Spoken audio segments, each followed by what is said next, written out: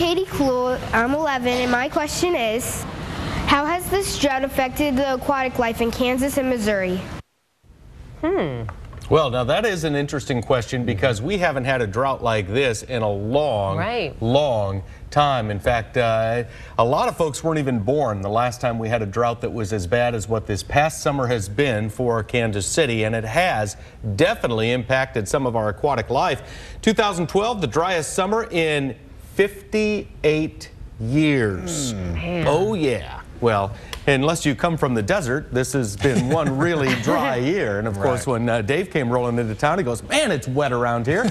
So humid. I got here. I brought the rain with me. How about that? Well, yeah, and we're loving it too. The guy from the desert brings the rain. From the desert. Yeah. Impact on deep lakes. Now, keep in mind that deep lakes held most of their water, and the water supply was only altered by lowering oxygen levels. Now, that does impact the lake, and it does impact aquatic life, but the cooler water temperatures are found about 22 feet in that first thermocline, and so fish do have a place to go. It is a fairly minimal impact on some of the deeper lakes where the water levels only dropped minimally.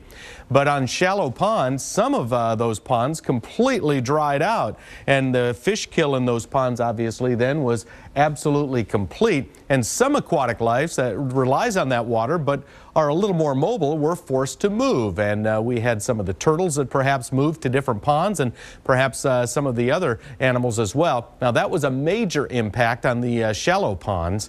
About rivers and streams, about the same as lakes. If they're deep enough and held water, it was a minimal impact. But again, some of those smaller streams completely dried up, and many aquatic species lost their normal homes. So again, yes, dry weather definitely impacting the animal life around Kansas and Missouri.